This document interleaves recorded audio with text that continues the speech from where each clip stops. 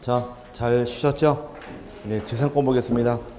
소유권이 왜 생기는데 민법이 좀 깔려 있으면은 좀 쉬우니까 좀 보도록 하죠. 지상권의 경우는 등기할 때 지상권의 정의는 타인 토지에서 건축물이나 공작물, 수목을 소유하기 위한 목적이 지상권인데 등기 신청은 공동 신청할 등기가 됩니다.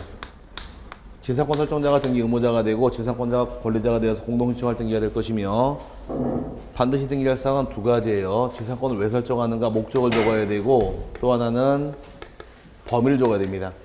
목적은 구체적으로 건축물인지 공작물인지를 적는 것이 방법이 될 것이고 범위도 하나의 표시 전부인지 일부를 적어야 됩니다. 토지 일부 지상권 등기할 수 있나요? 가능하죠? 일부일 때는 뭘 첨부해라? 도면 첨부합니다. 범위를 표시해서 지상권에는 등기할 때 내용이 될 것이고 지상권에는 이제 설정하는 객체가 나올 텐데 객체에서 문제가 잘 나오니까 이건 세분해서 정리하셔야 돼요. 지상권의 경우는 이중 설정이 가능할까? 이중의 지상권. 앞서 배울 때 이중의 소유권, 이중의 지상권, 이중의 전세권 등기할 수는 없다 그랬으니까 이중 설정은 불가능합니다. 이제 토지 일부에 설정할 수 있을까? 토지 일부에 설정할 수 있겠죠? 뭘 첨부하면 돼요?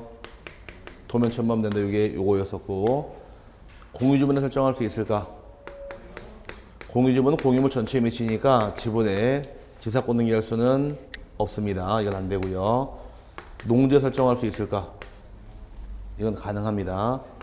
농지 못하는 것은 전세권이에요. 농지에 건물 지을 수 있어요? 네, 그러면 건물 지을 수 있기 때문에 지상권 등기도 가능합니다. 농지 못하는 것은 전세권입니다. 현재 지상에 건축물이 존재합니다. 현재 건축물이 있는 땅에 대해서 지상권 등기할 수 있을까? 이것도 가능해요. 아니, 건물인데 어떻게 지상권 등기를 하지? 민법 공부할 때 토지와 건물이 동일이 된 게 있다가 건물만을 매매 계획을 통해 파는 경우에 건물을 취득한 자에게 관습법상 법정 지상권 인정해 주니까 건물을 취득한 자 토지 사용해야 되기 때문에 지상권 당연히 인정이 되고요. 존속 기간은 확정 기간이 가능할까요? 불확정 기간이 가능할까요? 둘 다 가능하죠. 최단기간만 제한하다 보니까 최장에 대해서는 100년을 정해도 무방하고 200년을 정해도 상관은 없다는 것이 판례 입장이고 또 산에 철탑 세워둔 다음에 철탑이 존속할 때까지 기간 정해도 무방하다 판례 입장입니다. 여기서 문제 달고 나오니까 요거 반드시 되고 안 되고를 잡아놓고서 이해하시면 됩니다. 책에 보게 되면 남아있는 것이 지상권은 두 번째 줄의 의 밑에 타인 농지에도 설정이 가능하며 농작물 소유를 위한 지상권도 얼마든지 농지의 지상권 설정할 수 있다요. 이 말은 농지 건물 짓는 걸 의미하는 것이고 배추나 물을 소유하려고 지상권 등기할 수 있는 건 아닙니다. 건물 짓기 위한 목적이에요. 반드시 적을 사항은 목적하고 다음 페이지 범위를 적어라 나와있고 범위를 표시할 때 B번의 경우에 공유지분에 대해서 지상권 설정할 수는 없죠. 그 다음에 토지 일부에 지상권 등기할 수 있어요? 토지 일부에 일부에 지상권 설정할 수 있으니까 지상권 설정하려고 토지 분할할 필요는 없는 것이고 이중에 지상권 등기할 수 있을까? 네, 그러면 안 되고 거기를 가로줘야죠. 이중에 지상권 등기할 수는 없는 겁니다. 지상권 두 개가 못 들어가요. 이중에 소유권, 이중에 지상권, 이중에 전세권 등이 허용하지 않으니까 지상권 두 개가 못 들어갑니다. 임의적 기록선 안 보셔도 되고요. 다음 페이지에 등기 실행할 때 신청인은 지상권자가 등기 권리자, 설정자가 등기 의무자가 되며 첨부 정보 생략하고 쭉 내려와서 3번 등기 실행할 때 지상권 등기는 을구에서 주등기로 갑니다. 소유권을 처음 잡고 들어왔으니까 그거 하나 체크하시면 돼요. 지상권은 갑구 을구. 을구로 가겠죠. 당연히 소유권이 아니니까. 넘어가게 되면 다음에 지상권 이전과 말소 등기인데 지상권 이전 등기는 필요한 것만 줄칠게요. 지상권 이전 등기는 언제나 도기 등기입니다. 그거 하나만 체크하시면 되고 지상권 말소 등기할 때는 공동이에요. 지상권자가 말소 등기할 때는 의무자가 되고 설정자가 권리자가 되어서 공동 신청하면 되니까 문제될 건 없고요. 그 다음에 이제 구분 지상권만 보도록 할게요. 구분 지상권의 경우 안 보는 거 안 보셔도 됩니다. 구분 지상권의 경우는 토지의 일정한 범위 상하를 이용하는 것이 구분 지상권인데 구분 지상권 등기할 당시에는 일단 일반 지상권하고 큰 골격은 같이 하지만 차이 나는 게 몇 개가 있게 됩니다. 얘도 지상권이니까 신청은 공동으로 하게 될 것이고 반드시 등기할 사항은 똑같아요. 목적과 범위 적어라요. 목적도 기재하고 범위도 적게 되어 있는데 목적은 하나 참고할 것이 구분인 사건의 경우 수목을 목적으로 설정할 수는 없다고 배웠죠. 목적에서 뭐는 제외되더라. 수목은 제외가 됩니다. 또 하나 차이점이 지상권의 경우는 범위를 표시하게 도면 첨부하는 경우가 있지만 구분인 사건은 어떤 경우도 도면을 첨부하는 경우는 없습니다. 우리나라 도면이 몇 차원 도면인가요? 2차원이죠. 수평 도면이다 보니까 3차원은 여러분이 3차원이고 하나 더 넣으면 4차원 되고 자기는 4차원이야. 네. 자, 그러니까 봐도 4차원 같아. 자, 보지 마세요. 보기가 무서운 사람이에요. 자, 그럴 경우에 이 구분인 사건은 공중이나 지하를 이용하다 보니까 도면에 표시가 안 돼서 범위를 구체적으로 기재하는 거예요. 내가 지하를 빌려주게 되면 지하 50m부터 70m까지 이렇게 범위만 기재하는 것이 도면 첨부하는 것이 아니니까 주의하시고요. 일반적인 지상권의 경우는 이중 설정이 가능했나요?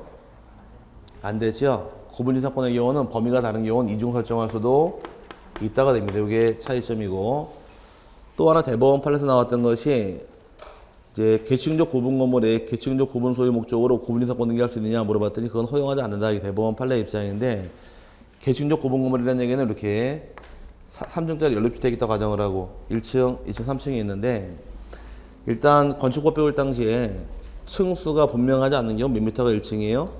4m가 1층이죠? 그래도 많이 성장하신 거예요.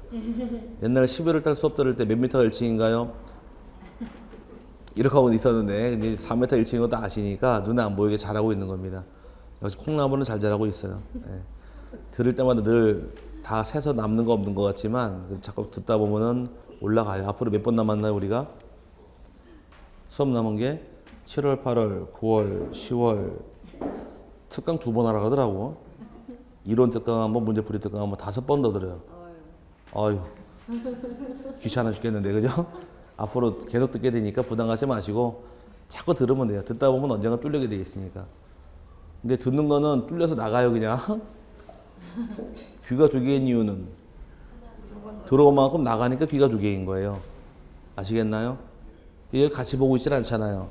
눈은 봐서 나갈 데가 없잖아요. 귀 막혀 있으니까. 눈으로 본 거는 쌓이지만 귀로 들어오면 날아가게 돼 있어요. 눈이 2개인 이유는 옛날에 얘기 한번 안 했었나? 귀가 2개인 이유는 들어온 만큼 나가라고 귀가 2개 있는 거예요. 들어온 건 오래 안 가요. 눈이 2개인 이유는 하나만 있어도 보일 건 다 보입니다.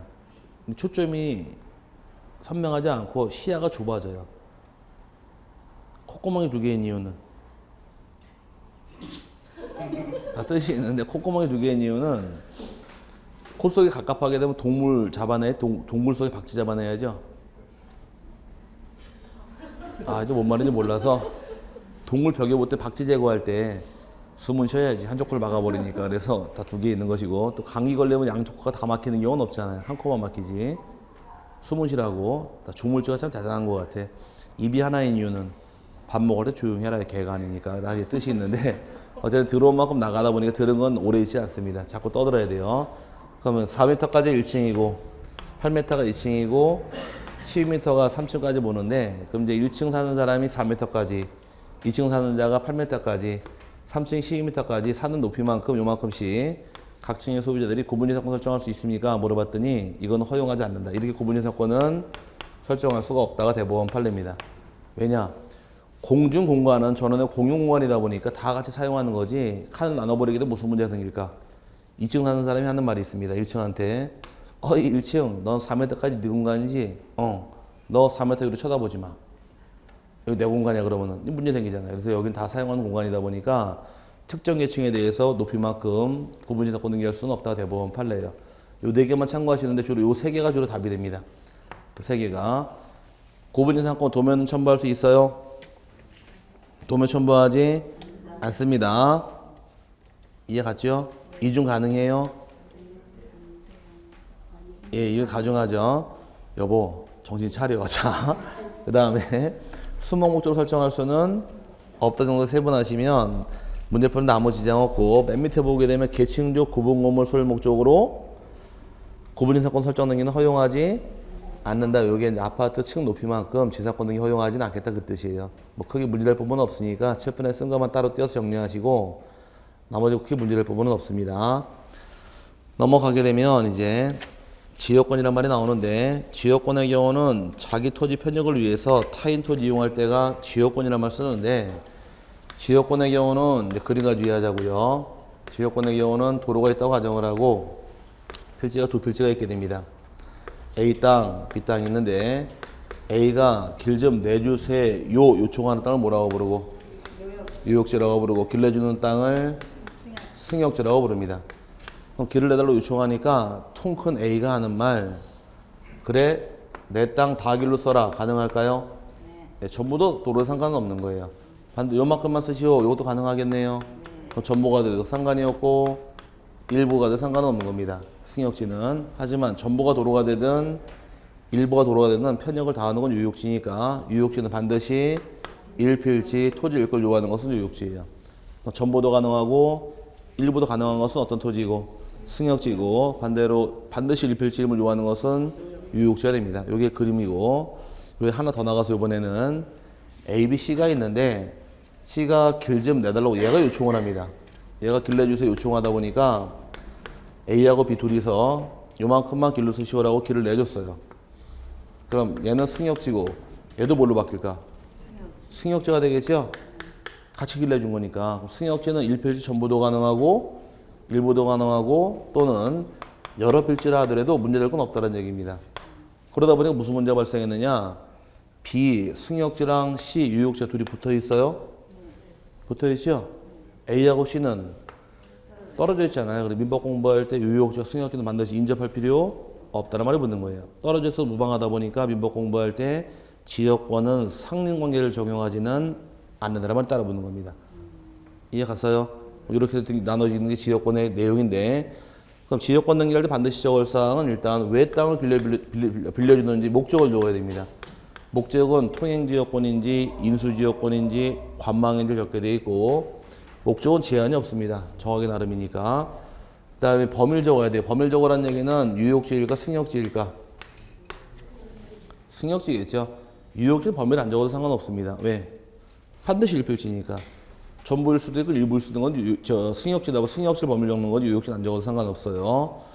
또 등기 신청할 때 어떤 토지가 유역지인지 승역지인지를 적는 것이 등기할 때 기재할 사유예요. 요 세 가지가 반드시 적을 사유고 등기 신청을 하게 되면 물어나 볼까? 오늘 강의할 때 참 뽀록들이 바로바로 나오는데 지역권은 제한 물건인가요? 지역권 제한 물건이에요? 다시 한번 물어봐야겠네. 지역권 제한 물건이에요? 맞아요? 맞죠? 소유권이 있고 소유권의 일정한 권리를 제한한 제한물권이 있더라. 제한물권은 다시 나눠서 용익물권하고 담보물권이 있다 그랬으니까 지역권은 제한물권입니다. 오늘 제한물권인 거 맞나요? 그러니까 아닌데요. 제한물권 아니에요. 그러니까 아니래. 그럼 뭔가요? 용익물권인데요.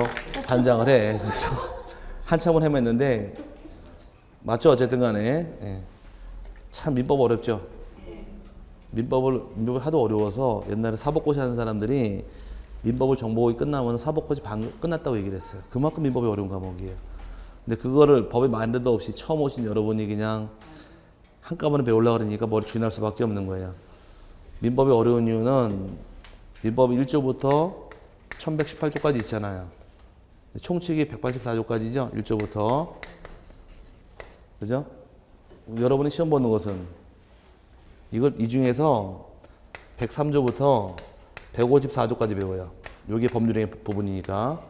근데 총칙이 1조 184조까지 있는데 생선이 이렇게 한 도막이 있는데 대가리 떼내고 꼬랑지 떼버리고 몸통 가지고 이게 고등어냐 30년 외우고 앉아 있는 거예요 지금.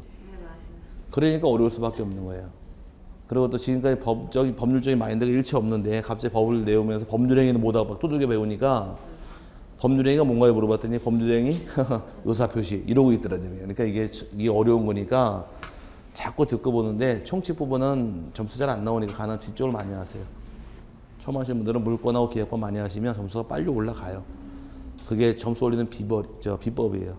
책에 앞에 총칙 붙들고 있다고 총칙 붙들고 씨름하면서 네가 대리 내가 대리 이러고 있어봐야 점수 안 나오니까 물권 기획법 열심히 하시는 것이 빨리 올라가는 지름길이에요. 민법만 잘해놓으면은 학교로는 둘 다 잘할 필요 없잖아요. 학교는 곱하기 막 제곱에 막 이것저것 몇 프로 곱하고 수익률 따지고 막 금액 곱하면 나중에 얘는 안 하는 산수 안 하다 갑자기 막 수학이 막 나오니까 정신이 하나도 없지 않나요? 계산 문제 나오면은 다 전자계산기예요? 어쨌든 간에 그 만만한 거 아니니까 그래도 글로 나와 있는 민법이 그나마 제일 수월해요. 자꾸 보시고 이중환 교수도 열심히 열강하잖아요. 여기는 안 닿지만 그래도 열심히 뛰어다니지 않나요? 대원사 자 그러니까 열심히 하실 부분이고 그럼 이 지역권은 승역제 제한물권이니까 등기 신청 승역제 신청하는 겁니다. 신청을 여기다 하게 되면 지역권은 갑구로 갈까 을구로 갈까? 을구로 가겠죠. 소유권이 아니니까. 근데 을구의 등기 실행해 주면서 일정한 권리가 하나 적은 당연한 입장인 것이고 요걸 적어줘요. 땅을 왜 빌려줬는가 목적 적을 것이며 얼마큼 빌려줬는지 범위하고 편역을 제공한 유효치를 적어주는 것이 기재할 사유가 됩니다. 그럼 이제 승역제 등기부를 통해서 길을 빌려주는 땅하고 빌려 쓰는 땅, 목적 다 확인할 수 있어요. 이렇게 등기 끝나면 좋은데 요거로 끝날 게 아니라 유효치도 편역을 제공받고 있는 사실을 적어주게 됩니다. 승역지 신청을 통해 등기했지만 유효치는 직권 등기예요. 직권으로 기재하는데 을구에 기재하게 되어 있고 지역권을 왜 설정했는가 목적 그 다음에 얼마큼을 빌리는가 범위 그 다음에 어떤 땅을 빌렸는가 승역지를 적게 됩니다. 그럼 어떤 등기를 모드래도 승역지나 유효치 확인할 수 있겠네 이렇게 엇갈리게 등기하는 것이 등기하는 방법이에요. 차이가 생기는 건 어디다 신청하셨어요? 승역지죠? 신청 여기다 하는 것이고 유효치 어떻게 등기해라? 직권 등기입니다. 일단 여기에 등기하는 과정상의 차이점이고 세 번 할 것은 길을 내주는 이 승역지 권리자의 경우는 소유권자가 길을 내줄 수 있을까? 소유권 이외가 가능할까? 소유권만 가능하다, 이외도 가능하다. 둘 다 가능합니다. 길을 내주는 권리자 입장에선 A가 이 땅의 소유권자래요. 그럼 자기 땅에서 일부 빌려줄 수도 있겠네요. 만큼.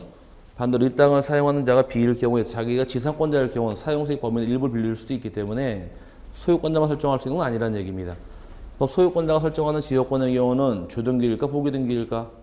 옛날에 소유권을 잡고 들어오는 권리들은 전부 다 주등기고 소유권이 아닌 걸 잡으면 전부 다 부기등기라고 했으니까 소유권자가 설정하게 되면 당연히 지역권 등기는 주등기로 하게 돼 있고 반대로 소유권 이외를 잡게 되면 전부 다 부기등기가 됩니다.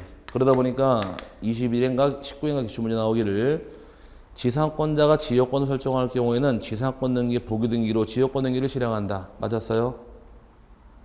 지상권 잡고 들어온 지역권 등기는 부기등기로 실행한다. 맞았어요? 맞는 말 이렇게 나온 기출문제예요. 그러니까 소유권자만 설정하는 게 아니니까 주의하시고 또 편역 제공받고 있는 유효지의 경우도 마찬가지입니다. 유효지의 경우도 소유권자만 편역을 얻을까? 소유권 이외도 가능할까? 둘 다 가능합니다. 둘 다 가능하다 보니까 나오게 된 말은 승역지이건 유효지이건 둘 다 소유권자 안 하는 것은 아니란 얘기예요. 다 소유권자 아니라 할지라도 아무 관계가 없게 됩니다. 이제 마지막 하나 더 번째 책 줄쳐드릴게요. 그럼 지금의 경우에 유효지 권리자가 누군가요? C죠? C가 D라는 자에게 이 땅을 팔아먹게 되면 D 앞으로 소유권 이전 등기하겠네요. 그럼 유효지 소유권이 넘어가게 되면 이 지역권이라는 권리는 민법 공부할 때 부종성이 있다고 배웠어요. 지역권은 수반성 인정되나요? 네. 불가분성 인정해줘요? 물상대성 인정해줘요? 그건 안 돼요. 지역권은 물상대성 빼고 부종성, 수반성, 불가분성 인정이 됩니다. 수반성이 있다는 얘기는 지역권이 유효지가 넘어가게 되면 지역권은 당연히 수반에 따라가는 거지 지역권 이전 등기란 말은 없어요. 그럼 물권 중에서 유일하게 이전 등기 못하는 딱 하나의 권리가 지역권이에요. 지역권 이전 등기란 말은 없습니다. 근데 과거 기출문제가 유효지 소유권이 넘어가는 경우에 지역권도 이전 등기를 하여야 지역권 이전 효과가 발생한다. 틀린 말입니다. 지역권은 수반성이 당연히 넘어가는 거지 이전 등기할 필요는 없습니다. 여기까지 지역권이에요. 책 들어가시게 되면 지역권의 경우는 의의는 생략하고 381페이지에서 지역권의 필요적 기록상에서 제목 정도 보시면 됩니다. 첫 번째 목적 적어야 되죠. 네, 범위 적어야 될 것이고 유효지 표시만 나와 있어요. 유효지만 적는 게 승역지도 같이 적어야 돼요. 유효지, 승역지 둘 다 적게 됩니다. 일단 임의적 기록상 안 보셔도 되고요. 요 세 가지만 기억하시면 돼요. 목적하고 범위하고 유효지, 승역지 표시해라. 세 가지 기억하시고 임의적 기록상은 세 가지 아니면 다 임의적입니다. 그러니까 요 세 가지만 기록하시면 되고요. 넘어가게 되면 등기 실행해서 등기 신청할 때는 승역지 권리자가 등기 의무자가 되고 유효지가 등기 권리자가 되어서 공동 신청하게 됩니다. 신청하는 내 문제는 이 지역권의 경우는 토지 소유자 이외에 지상권자, 전세권자, 임차권자라도 지역권의 권리자는 의무자가 될 수 있다는 얘기입니다. 권리자는 누구 이름이에요? 유효지가 권리자고 승역지가 의무자니까 둘 다 상관이 없다는 얘기입니다. 그래서 나오게 된 말이 실판에서 유효지건 승역지건 둘 다 소유권자 안 하는 것은 아니라는 얘기 다 가능해요. 그 다음에 첨부정보 생략하고 밑에 지역권 등기 나와 있죠. 승역지 지역권 등기 맨 밑에 두 번째 줄에 왼쪽 페이지 382 페이지 382 맨 밑에 두 번째 줄에 승역지 지역권 찾으셨어요? 맨 밑에 줄 두 번째 예, 그거는 신청하더라 직권이더라. 요거 신청하는 거예요. 승역지는 신청을 통해 등기하되 어디다 등기하실 거 갚고 을구에 등기하는 겁니다. 승역지 지역권 등기는 을구에 일정한 상 기록한다 이렇게 기억하시면 되고 오른쪽 페이지에 뭐 유효지 지역권 등기는 세부적인 사항 안 보셔도 돼요. 유효지 지역권 등기 요거만 기억하시면 돼. 신청인지 직권인지 직권으로 등기하다 보니까 승역지는 신청하는 것 유효지 직권 등기되어 있는 겁니다. 이렇게 두 개 나눠서 이해하시면 될 부분이고 이런 사항은 안 물어봐요. 그러니까 그냥 신청인지 직권인지만 세분화하시면 지역권 등기는 이해할 수 있게 될 것이고 하나 주의할 것이 지역권 이전 등기란 말은 있나요? 없나요? 없어요. 지역권 이전 등기란 말은 없습니다. 어떤 성질이 있어요? 수반성을 통해서 당연히 묻어 넘어가는 거지 이전 등기하지 않습니다. 그러다 보니까 아까 수용 병호 기억나세요? 수용하는 경우 지역권을 소멸하지 않는다. 유효지 지역권 수용한 경우 나눠서 보게 되면 이 땅은 유효지를 D가 수용을 했대요. 수용하면 소유권 이전 등기할 거 아니에요. 그럼 지역권은 당연히 묻어 넘어오기 때문에 소멸되는 게 아니라는 얘기입니다. 이 땅을 수용한 자도 이 길 써야 돼, 안 써야 돼요? 써야 되죠. 또 공부할 때 도시개발 사업하니까 지역권 살아있대요, 소멸한대요? 살아있어요. 재개발 사업해도 이 길은 써야 되니까 이놈의 지역권은 오래 살다 보니까 한이 많은 지역권입니다. 뭐라고요? 한 많은 지역권 오래 살아요. 도시개발 사업에도 살아있고 재개발도 살아있고 수용으로 살아있다 보니 지역권 소멸하지 않기 때문에 오래 사는 권리인 지역권은 한이 많은 겁니다. 90 먹은 할머니한테 늘 하시는 말씀이 있죠. 내가 뭔 한이 많아서 이렇게 늦게까지 사냐 그러는데 오래 살면 뭐가 많다? 한이 많은 지역권, 한 많은 지역권 오래 살아 있습니다. 그다음 넘어가시게 되면 전세권이란 것은 전세금을 지급하고서 타인의 부동산을 용도에 쫓아 사용 수익하는 권리를 전세권이라는 말 쓰는데 전세권의 경우는 우리나라만 딱 있어요. 외국 사람들은 전세권은 인정 안 합니다. 왜? 뭐 하려고 남의 집에 그 큰 돈 주고 사는 애예요. 우리나라 사람 이해가 안 된대요. 우리나라도 걔네가 이해가 안 되죠. 왜 남의 집에 세 주고 사냐고. 돈 물어놓으면 사줄 이유가 없으니까. 서로 입장이 달라서 그런지 몰라도 어쨌든 간에 별로 안 좋아하더라고요. 외국 같은 경우는 월세인가요? 주세 주고 부르내죠. 한 달 몰아서 내면 돈이 커지니까 일주일에 한 번씩 내 일주일에 주세로 내는데 그게 좋지 않나요? 주는데 제 친구 뉴질랜드 사는 친구가 하나 있는데 그 친구는 자기는 식당에서 주방 보조하고 있고 마누라는 그 식당에서 계단 청소하고 있대요. 한 6시간씩 둘이 딱 같이 출근해서 같이 일하고 나온대. 살 수 있을 것 같아? 못 살 것 같아요? 둘이서. 부부가 6시간씩 식당에서 청소하고 주방 보조하고 있고 남자는 여자는 청소하고 식당 청소하고 6시간 동안 둘이서 같이 출근하고 같이 퇴근한대요. 그걸로 애 키우고 살더라고. 저한테 하는 말 너도 오래요. 그래서 뭐하게 그러니까 너 주방 보조해 가더라 그래서 잘할 것 같다. 나 안 가고 말을 하니까 여기는 환상이래. 뭐가 환상이네 그러니까 자기는 집을 빌려 쓰는데 주거부를 월세를 한 달에 4번 낸다 그러더라고요. 근데 그 청소하고 받은 그 임금에서 세금을 떼니까 뉴질랜드 국가에서 2주치를 보조해 준대. 세금 얼마 안 떼지만 2번을 준대요. 한 달에 보름치만 내고 사는데 환상이라 그러더라고. 왜 환상인데 그러니까 학위 100% 면제래요. 고등학교까지. 100% 면제고 대학교 등록금은 부모가 내주는 게 아니라 국가에서 애 명의로 무이자 대출을 해준대요. 그리고 18세만 딱 되면 부모가 떠나라고서 도시에 원룸 있죠? 그 집세를 국가가 내준대요. 부모 턱 밑에 있지만 나 독립하라고. 그러니까 자기는 18세만 되면 부모들 다 애들 나가 살지 데리고 사는 경우가 없대. 그게 대학교 등록금 내죠. 그건 무이자니까 돈 벌을 때마다 갚아 나가면 되는 거지 부모가 내줄 이유도 없대요. 행복한 거 아닌가요? 그리고 병원비 100% 공짜래. 그래서 자기는 자동차가 2대가 있는데 2대 보험 하나도 안 들었대요. 보험 들으면 이상한 사람 취급한다 그러더라고. 한국 사람 자동차 사면 보험 드는 게 의무잖아요. 근데 거기는 보험을 안 들어도 상관없대. 세금도 없고 자동차도 없으니까. 그래서 그냥 차 끌고 다닌다 그러더라고. 고장 나면 팔아버리고 새로 산대요. 아주 그냥 세상 사는 게 유유낙낙하더라고. 그래서 참 행복하게 사는. 날씨도 항상 추워봐야 밑에 영상 14, 15도니까 보일러 안 트니까 자기는 그냥 창호만 열으면 시원하니까 산다 그러는데 와서 낚시하고 살자 그러더라고요. 가면 뭐예요 제가 가서. 그래서 난 안 간다 그랬었는데 그 친구 와가지고서 예년에 그 뉴질랜드 담배를 갖고 와서 같이 피다가 신고당해가지고서 경찰한테 가가지고서 조사받고 별짓 다 했습니다. 뉴질랜드가 담배 한 값에 11,000원이래. 그 당시도 11달러라고 하더라고. 비싸죠? 그 옛날 말보로라는 담배가 그렇게 비싼데 그래서 자기는 담배를 피는데 그 비싸서 안 피고 왜 우리 주머니 담배처럼 말아가지고 필터 꽂아서 피는 담배 그걸 딱 보여주길래 그게 뭐냐니까 이게 담배래. 그래서 옛날에 술 먹을 때 담배 피고 그 술집에서 먹을 때 그래서 둘이서 꺼내놓고선 침 발라가지고 말아가지고 이렇게 피고 있으니까 알바한다고 뭐 신고를 했어요. 대마초 핀다고. 그래가지고서 경찰에 와가지고서 달려가서 조사받고 온 적이 있었는데 나중에는 못 폈냐 그래서 담배 폈다 그러니까 끝내보래. 끝내니까 걔가 이제 써있는 이거 맞아. 내가 맞대요. 자기가 펴보더니만 담배 맞네 그러고 간 적이 있었는데 어제 그렇게 핀다 하더라고. 돈 벌어서 우리도 가자고요. 우리 여행을 가자고요. 합격한 다음에. 합격 안 하시려고? 해서 놀러 가자고요. 자, 전세권의 경우는 이제 등기 신청할 전세권 설정자가 등기 의무자가 되고 전세권자가 권리자가 되어서 공동 신청하게 됩니다.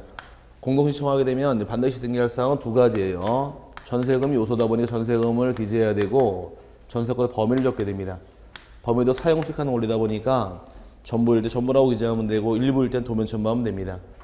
전세권의 경우도 이제 세분할 것이 객체를 세분해야 되는데 전세권의 경우 이중 설정할 수 있을까? 아까 이중의 소유권, 이중의 지상권, 이중의 전세권 등기할 수는 없으니까 이건 허용하지 않는 겁니다. 아니 저거 될 것 같은데 안 돼요. 여러분이 이 건물에 전세를 살고 계신데 그 집 제가 전세 또 들어가게 되면 저랑 같이 사실 거예요? 그건 아니에요. 전세권 2개가 못 들어간다는 얘기입니다. 그 다음에 부동산 일부에 전세권 등기할 수 있을까? 토지나 건물 일부는 당연히 사용수익 하니까 이건 가능하겠죠. 그 다음에 공유지분 설정할 수 있을까? 공유지분 전세권 등기할 수 없으면 항상 이 둘이 반대 관계에 있는 거예요. 그 다음에 농지 설정할 수 없습니다. 전세권 농지 안 돼요. 그럼 옛날에 시험에 한번 나왔던 것이 대지권 전세권 등기할 수 있느냐예요. 대지권에 전세권 등기할 수 없습니다. 대지권이 뭘까요? 아파트 분양받을 당시에 대지가 가진 내 지분이 대지권이에요. 그럼 대지가 가진 지분도 냉정히 따지면 공유지분이니까 지분의 전세권 등기 못 들어오는 겁니다. 근데 전세권의 존속기간 확정기간이 가능할까요? 불확정이 가능할까요? 확정기간, 불확정기간 둘 다 가능합니다. 전세권은 최장 몇 년 초과 못해요? 기간이 10년 초과하지 못한다.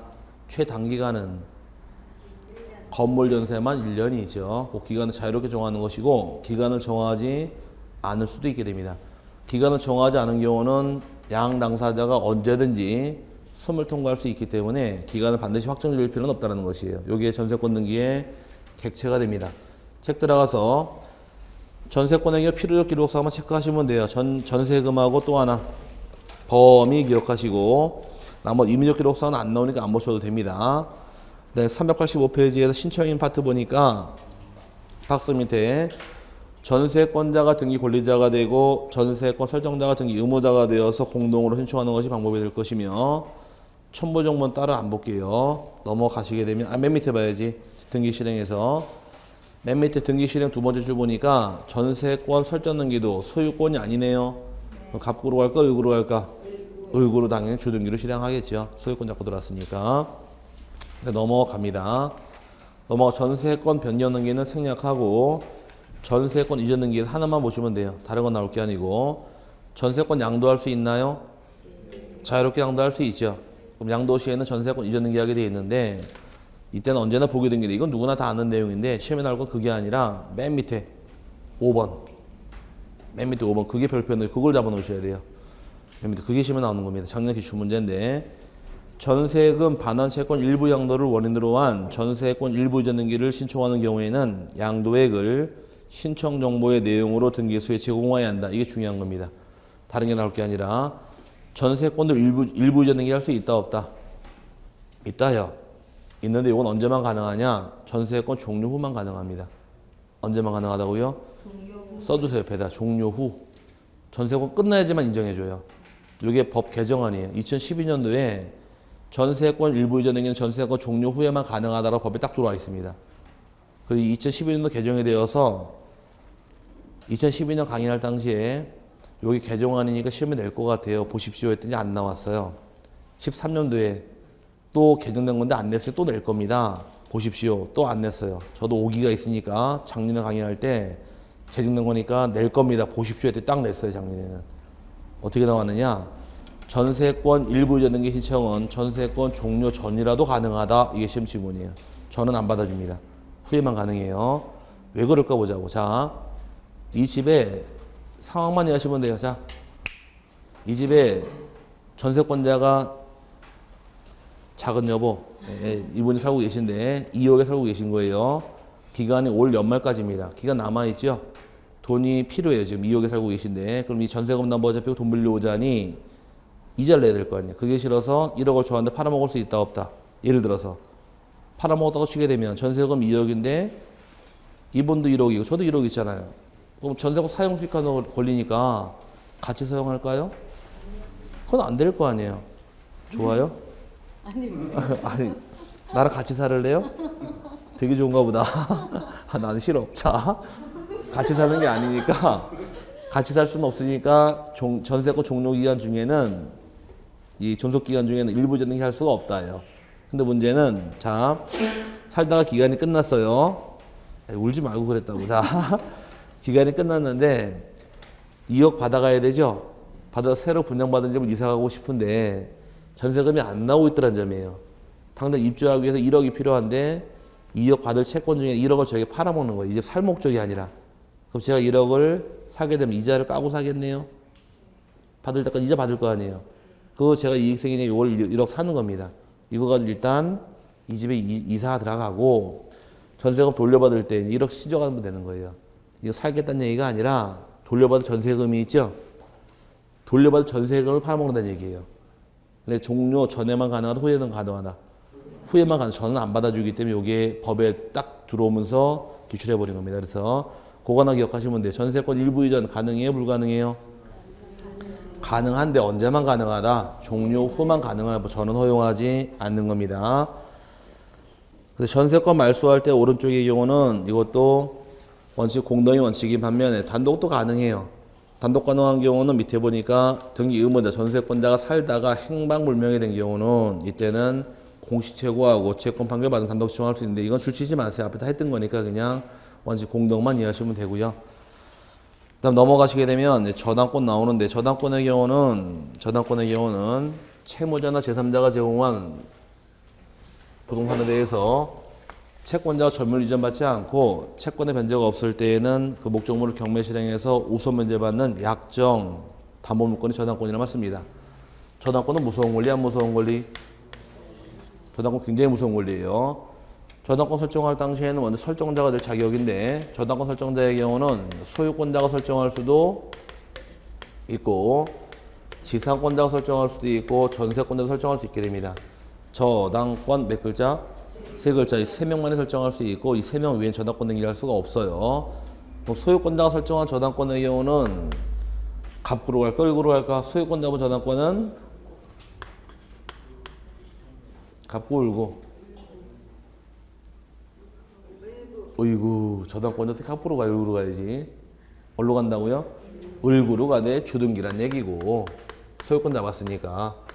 지상권 전세권 잡은 경우는 똑같이 을구로 가되 부기등기란 얘기입니다. 저당권은 어디에 등기해요? 갑구 을구? 을구리가 당연히 을구로 가야죠. 소유권은 갑군이 갑구로 가는 것이고 다 을구로 가되 소유권을 잡은 경우는 주등기란 얘기고 소유권이 아닌 걸 잡은 경우 부기등기란 얘기입니다. 저당권 갑구에 못 들어와요. 주의하시고 이제 반드시 등기할 사항은 밑에 보니까 몇 개가 나와 있어요. 크게 4개 나와 있죠. 4개가 반드시 등기할 사항인데 처음 나온 것이 채권액 나와 있나요? 채권액 나와 있고 또 하나가 채권액 또는 피담보 채권의 가액 나와 있죠. 평가액 아닌가? 채권액 피담보 채권액이잖아요.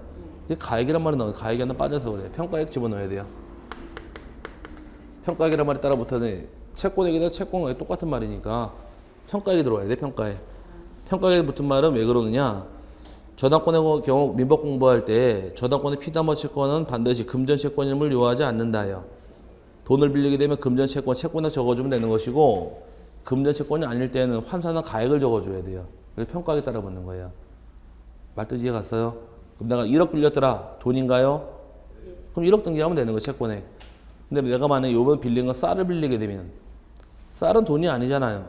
그럼 저당권의 경우 피담보 채권, 금전 채권이 아닌 상관없으니까 금전이 아닌 걸 빌린 평가한 가액을 적는 겁니다. 지금 쌀 한 가마가 한 얼마 정도 하나요? 쌀 한 가마. 쌀 한 가마. 한 포대가 아니라 한 20만 원 정도 가죠. 20kg가 한 5만 원 정도 간다고 가정했을 경우에 80kg가 한 가마니까 곱하기 4 하니까 한 20만 원 정도 가는데 뭐 괜찮아요. 가정을 포기해서 쌀값 모르는 건 이해해요. 자, 공부하느라고 가정 포기했죠? 아가씨예요? 자, 뭐 아가씨는 가정이 없나? 가정이 있지? 혼자라도 1인 가정이란 말을 쓰는 거예요. 사람 바보 만들지 마. 자, 에이뻑. 자, 아가씨예요? 그래서 아까 처가 돼서 좀 미안했구나. 그럼 그냥 다 좋아 남의 거는. 자, 어쨌든 간에 쌀을 빌리면 만약에 한 가마가 20만 원이죠. 100가마 빌리면 얼마가 돼요? 1금 또 산수가 되는구나. 한 가마가 20만 원인데 100가마 빌리게 되면 아니 한 가마가 20만 원인데 100가마가 어떻게 200만 원이야. 아, 산수가 안 돼도 그렇지. 자, 2천만 원이죠. 전국에 계신 시청자 여러분, 우리 자 어쨌든 간에 2천만 원이네요. 그럼 등기할 때는 쌀 100가마 등기하는 게 아니라 1금 2천만 원 등기하는 거예요. 금액으로. 왜 그럴까? 빌려온 게 쌀인데 왜 돈으로 등기할까? 이유는 굉장히 쉬워요. 이유는 돈을 안 갖고 쌀을 안 갖게 되면 경매 실행해야 될 거 아니에요. 경매를 법원에서 해요? 방앗간에서 해요? 법원에서 할 거 아니에요. 그럼 경락되면 돈으로 나오니까 우선 받으려고 돈으로 등기하는 거예요. 그래서 평가의 가액 등기라는 그 뜻입니다. 그 다음에 두 번째가 채무자를 적어야 돼요.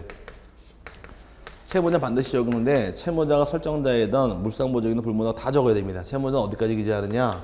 성명하고 주소까지만 기재하게 되고 채무자의 주민번호는 기록하지 않습니다. 여기 기록할 사유고요.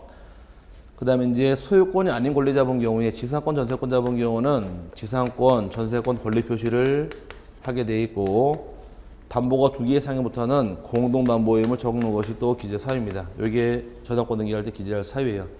저당권 등기할 때 요게 잘 물어보다 보니까 이렇게 잡아놓고서 이거 넘어갈 부분이고 오른쪽 보시게 되면 이제 저당권 등기할 때 부동산 전부 담보 잡힐 수 있어요? 네, 당연하고 부동산 일부 저당권 등기할 수 있다 없다.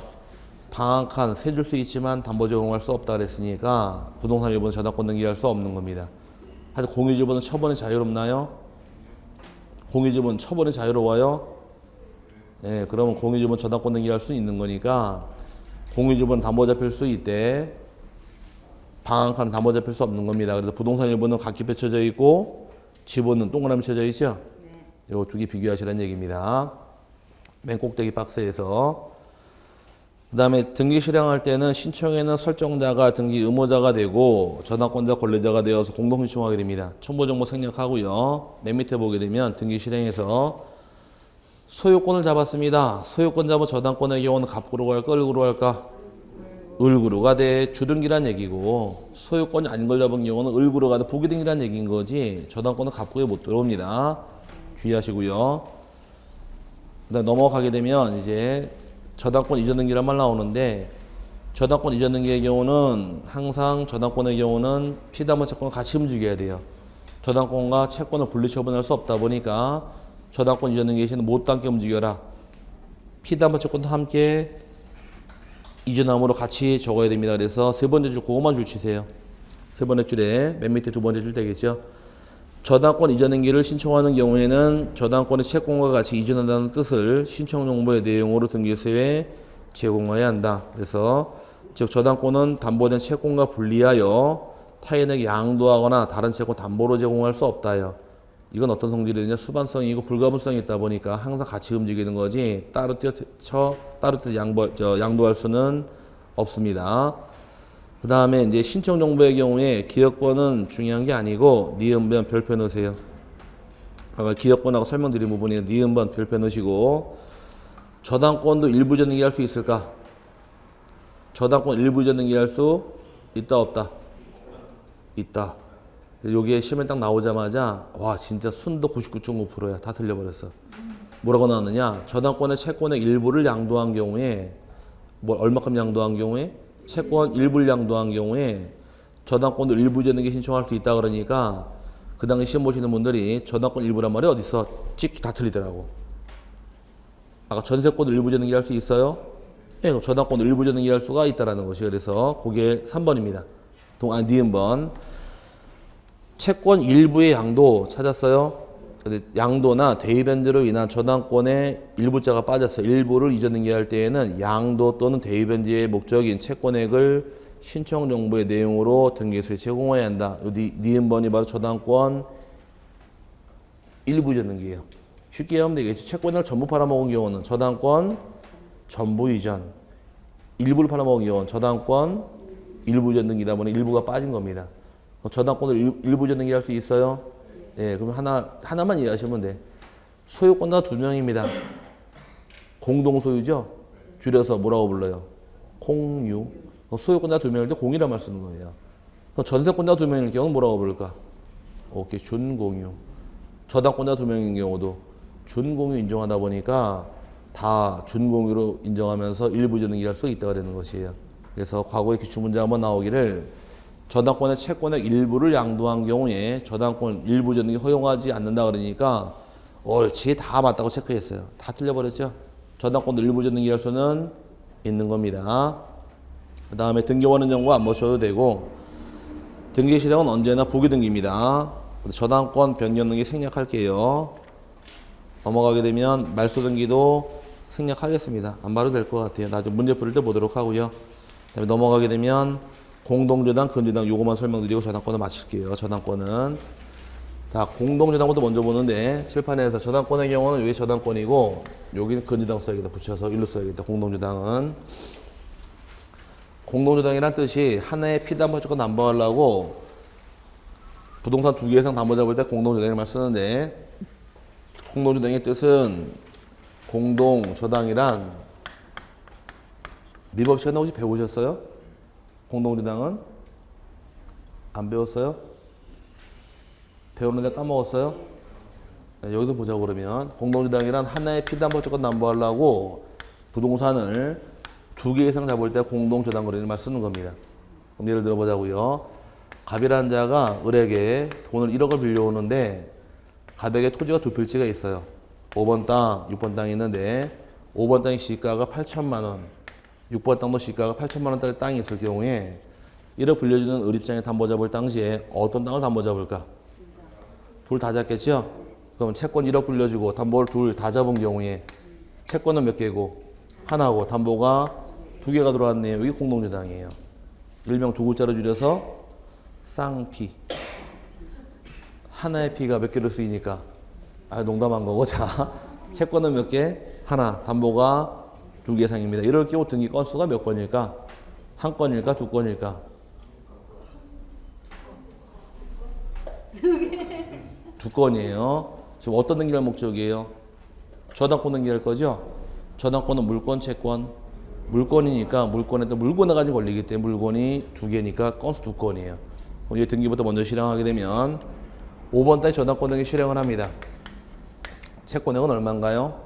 1억. 채권액은 항상 단일하게 적게 돼 있어요. 나누지 못하게 돼 있으니까 1억 바로 들어갑니다. 여기다가 여기도 저당권 등기 똑같이 실행해주고 채권액 얼마? 1억 등기 들어가는 것이에요. 이렇게 등기 끝나게 되면 5번만 1억 잡혀 있고 6번만 또 1억 잡혀 있네요. 따라 잡힌 모습이 나지 같이 잡힌 거 안 나왔죠? 같이 잡히다 보니까 등기관이 밑에다가 써줍니다. 써주기를 밑에다가 6번 토지 공동담보라고 기재가 들어가고 여기 5번 토지 공동담보로 기재가 들어가요.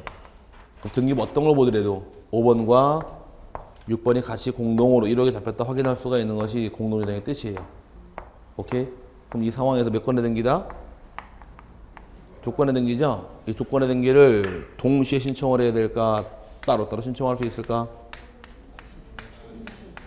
동시에 가능해요? 그럼 따로 들어오는 거는? 이것도 가능하죠. 동시에 들어올 때를 뭐라고 부르느냐? 얘를 창설적 공동 저당이라고 불러요. 같이 들어온 경우를. 따로따로 들어올 때를 뭐라고 부르는 얘를 추가적 공동 저당이라고 부릅니다. 차이점은 딱 하나가 있어요. 같이 따로 들어온 차이점은 딱 하나가 합병할 수 있냐 없냐예요. 나중에 동시에 들어온 것은 같이 들어왔죠? 이건 등기 원인도 같고 연월일도 같고 같이 들어왔기 때문에 접수번호도 같다 보니까 얘는 합병이 가능합니다. 나중에. 하지만 이건 합병이 허용을 안 해요. 이게 차이점이에요. 그럼 담보가 몇 개부터 공동담보를 썼어요? 2개부터인데 따져볼 것이 공동담보 목록 작년에 기출을 했는데 담보가 2개일 경우는 자 2개일 경우는 등기부에다가 5번, 6번 써줘요. 이렇게. 담보가 3개까지 잡히게 되면 5, 6, 7 3개죠? 일단은 5, 6, 7 공동담보 기재가 들어갑니다. 4개가 들어가는 경우는 하나, 둘, 셋, 4개죠? 5, 6, 7, 8 공동담보 4개까지는 각각 기재가 들어가요. 5개가 돼버리게 되면 이때는 하나, 둘, 셋, 넷, 5개인가요? 일단은 5, 6, 7, 8, 9가 아니라 공동담보 목록이 들어오기 시작해요. 이때부터는. 그럼 몇 개부터 목록 제출해요? 5개부터 공동담보 목록이 들어오는 겁니다. 이런 경우 이 공동담보 목록은 몇 개부터? 5개부터 4개까지는 등기부에 각각 기재 4개, 5개부터가 목록이 들어가는 이 목록을 누가 작성할 것입니까? 이게 문제가 된 거예요. 작년에. 공동 담보 목록은 등기부인가요? 예, 등기부를 인정하다 보니까 등기관이 작성합니다. 근데 작년에 기출 문제가 담보가 5개 이상일 때에는 신청인이 공동 담보 목록을 작성해서 제출해야 한다. 이게 틀린 말이에요. 공동 담보 목록 등기부를 인정하다 보니까 누가 작성하실 것? 등기관이지 신청인 아닙니다. 여기까지 공동저당의 뜻이에요. 책 들어가시니까 공동저당은 2가지가 있더라. 뭐와 뭐가 있대요? 창설적 공동저당이 있고 또 하나 추가적 공동저당이 있더라. 같이 들어올 때 뭐라고 부르고? 창설적. 따로 들어온 것을 추가적. 차이점은 합병할 수 있냐 없냐가 차이점이. 합병할 수 있는 것은 뭐가 되고? 창설적이다. 합병할 수 없는 것은 추가적이 됩니다. 밑에 등기 실행 특칙에 대해서 기억 리음을 한번 읽어보시고요. 디귿번이 중요한 말이에요. 등기관은 부동산이 5개 이상일 때에는 찾으셨어요? 공동 담보 목록을 작성하여야 하며 각 부동산 등기 기록에 공동 담보 목록 번호를 기록한다 해서 맨 밑에 디귿번 요거 그게 여기까지 중요한 겁니다. 여기까지가. 그래서 공동 담보 목록 누가 작성한다고요? 등기관의 신청인 아닙니다. 이해 가졌어요? 그 다음에 오른쪽에 나와 있는 리을번, 미음번, 비읍번은 안 보셔도 됩니다. 그 다음에 근저당까지 보고서 잠깐 쉴게요. 근저당의 경우는 근자가 무슨 근자냐? 뿌리 근자입니다. 뿌리 근자. 근저당의 돈만 갚아보지 말아봐라. 뿌리까지 뽑아버리겠다. 발본, 세고 나겠다가 아주 무서운 저당권, 근저당권이에요. 저당권보다 더 무서운 근저당인데 근저당권의 경우는 등기 신청할 때 앞에 뭐가 붙어 있어요? 근자가 붙어 있죠? 이게 근저당이라는 뜻이에요. 뜻. 다른 말로 취지. 등기할 것이고 이꼬로 뜻입니다. 근데 시험 질문 나오면 이렇게 나올 거예요. 근저당이라는 뜻 나올 테니까 근자 붙인 걸 의미하는 것이고 근저당도 저당권이다 보니까 똑같이 가면 똑같이 가는 것이고 차이 나는 게 요거도 차이가 지기 시작을 해요. 일반 저당권의 경우 채권액이란 말이 나와 있지만 근저당권 채권액이 아니라 채권 최고액 등기합니다. 그럼 채권 최고액 등기하는데 최고액 안에 뭐가 포함되어 있느냐? 이자가 포함되어 있어요. 이자가 포함되어 있다 보니 이자를 따로 등기할 수는 없습니다. 그럼 저당권의 경우 이자 등기할 수 있을까? 일반 저당권의 경우 이자 등기할 수? 또 물어봐야겠네. 그럼 입이 근지러우니까. 저당권의 경우 이자가 등기된 경우 몇 년 담보된다고 배웠어요? 저당권의 경우 이자가 등기된 경우 몇 년 담보되더라? 무제한 담보되더라. 그럼 이자가 등기된 경우 무제한 담보된다는 얘기는 역으로 표현하면 이자도 등기할 수 있다가 되는 거예요. 그럼 여긴 당연히 이자 등기할 수 있습니다. 하지만 여긴 이자를 등기하지는 못하는 거예요. 왜? 이자를 등기하면 이제 두 번 받는 모양새가 만들어지니까. 최고액이 포함되어 있고 또 등기한다. 말이 안 되잖아요. 그래서 이자는 포함되어 있기 때문에 등기하지 않는 겁니다. 그 다음에 채무자 적어야 돼요. 채무자 반드시 적어야 돼요. 채무자 기재하는데 채무자가 여러 명이건 요거부터 봐야겠다. 그럼 최고액 등기할 때 요걸 빼먹었네. 최고액 등기할 당시에 채권자가 여러 명이건 채무자 여러 명이라 할지라도 채권액은 항상 단일하게 적어야 돼요. 어떻게 적으라고요? 단일하게 적지 나누기지 못하게 되어 있습니다. 단일하게 하는 예가 바로 이거예요. 이거 아까 담보가 두 개인가요? 채권액이 얼마예요? 1억 하나죠? 그럼 부동산별로 5천 나누기지 했어요. 1억 등기했어요. 채권을 우리 단일하게 적는 거예요. 나누기지 못하게 되어 있어요. 우리 학원 원장님께서 하시는 말씀이 여러분하고 저에게 합쳐서 1억만 빌려달래요. 합쳐서 여러분이 6천만 원, 제가 4천만 원 합의 1억을 빌려드렸습니다. 그럼 등기 신청할 때 1억 합쳐서 1억을 등기하느냐 아니면 채권자별로 6천만 원, 4천만 원 나누기지 하느냐요. 채권액은 1억 단일하게 적게 되어 있지 채권자별로 나누기지 한다거나 채무자별로 나누기지 할 수는 없게 되어 있습니다. 똑같이 적어야 돼 단일하게. 또 채무자를 적을 당시 채무자가 이제 여러 명입니다. 채무자가 수인일 경우에 이 여러 명의 채무자가 연대 채무자예요. 연대 채무자일 경우에 연대란 말을 사용할 수 있느냐가 또 문제인데 연대 채무자일 경우라도 연대 채무를 사용 못하게 되어 있습니다.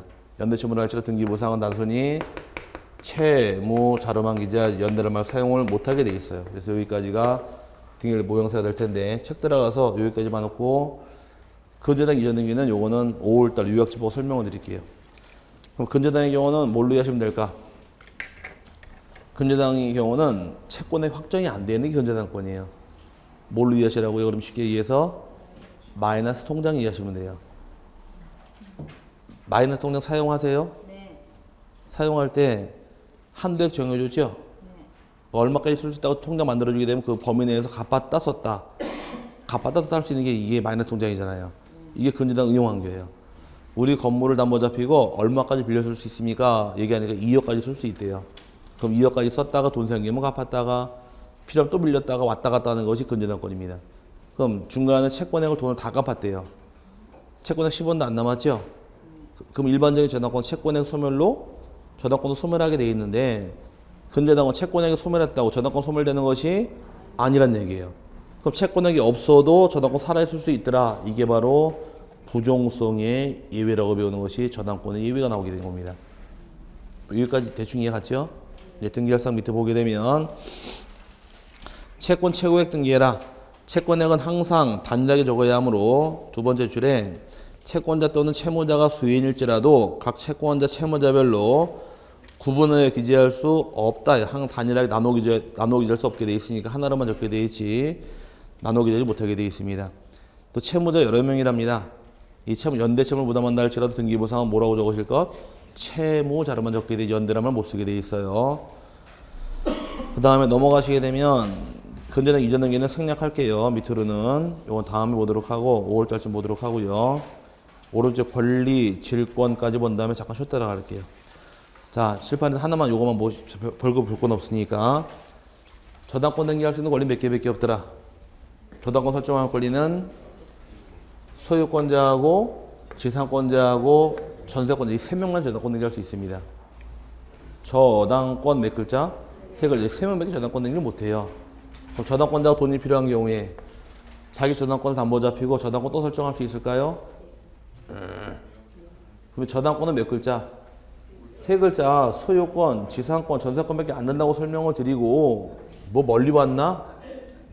2cm 떨어져가지고 한 15cm 떨어졌네. 여기 와가지고서 저당권자 저당권 등기할 수 있나요? 물어봤더니 한다 그러면 한번 해보겠다는 거 지금 나하고 저당권을 또 저당권 설정할 수 없는 거예요. 법률적 불가능이에요.